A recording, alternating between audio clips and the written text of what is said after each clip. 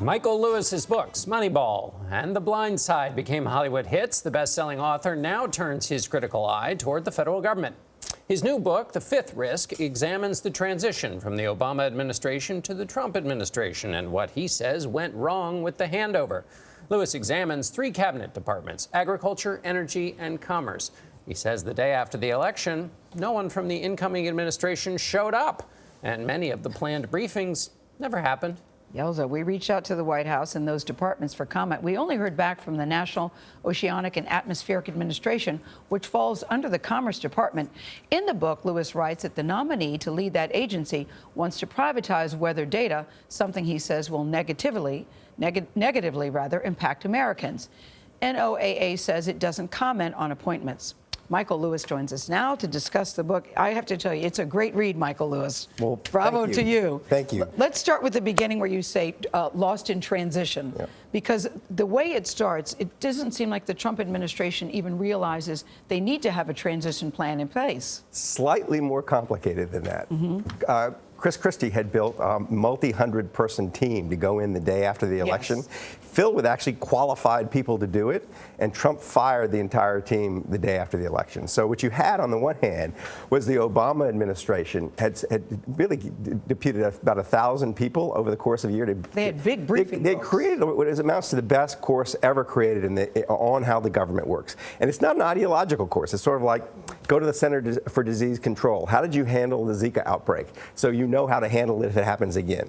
I mean, it really is a lot of very practical stuff, and much of it is just crisis management. And these books, these briefings, just never happen. This is like passing on best practices, you know? Yes. So here's the transition. We're going to help you out. It happens between a Democrat and Republican. And the Republicans just didn't show up to meetings at all? The Trump administration didn't show up at all. So oftentimes, and they were waiting, Michael. The people were waiting. The Obama administration was waiting. There were parking spots set aside and little finger sandwiches that went stale. Yes. It was unbelievably sad. The people were kind of wounded about all this. So what I do is go get the briefings. So I'm the first person. When I go knock on people's doors and say I wouldn't know how the weather service works, people will say to me, "I'm so glad you called because no one has had. I've not had a chance to give my briefing yet." You went to people's houses, though, Michael. You went to I had to go find people. Say, yes. What would you have said to the Trump administration? Because it all left. Yeah. And this matters because it's not just stale finger sandwiches. These are the people who handle the big stuff that can go wrong that we are not thinking about, but it's too late once we start to. We have a problem in this country, and it is that we have this daily news thing that happens.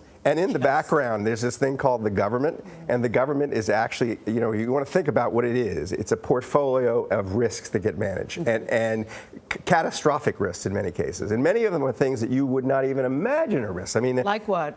Well, how about the risk that income inequality gets so bad that there's a revolution in the country? Or how about the risk that basic science doesn't get done that might lead to the cure for cancer, which is there's a process that's going on there. How about the money supply getting debased? How about the Department of Energy controlling nuclear sites? I mean, so when Trump, this is in the end, this is kind of what triggers me, is when Rick Perry is nominated to be the Secretary of Energy, he had said he wanted to eliminate the department as a presidential candidate, and they couldn't remember its name.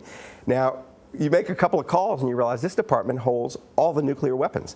And those nuclear weapons are assembled in the panhandle of Texas, where he was governor.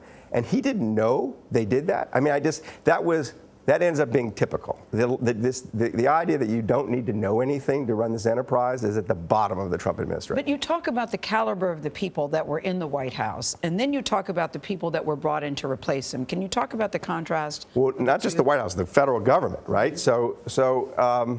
I mean, in the I'll give you like a couple little example. Yes. So, inside of the Department of Agriculture, which is this vast, complicated enterprise that if we didn't have it, it would be catastrophic. There is a $3 billion a year program to invest in basic science. And the science is essentially preparing us to have a food supply after climate change. I mean, it enables us to adapt the food supply to climate change. And the person running that was a woman named Kathy Wotecki, and she was an exquisitely trained scientist who had been in the job for a couple of decades, jobs like that for a couple of decades. She had done original research that was breathtakingly interesting. She's replaced by a right-wing talk show radio host from Iowa who has no science background at all. And he's supposed to administer this $3 billion budget and decide who's going to get the money to do what research. Wow. I mean, this sort of stuff happened over. No, you talk and about a over truck and over. driver, a clerk from AT&T, a country club attendant, or now have government positions. Yes. That they are not qualified. The only requirement for the people who were thrown into these jobs was they had exhibited loyalty to Donald Trump, and he cared about nothing else. All right, Michael Dose, we're going to have to leave it there. Thanks again. Thanks for having me. Thank you.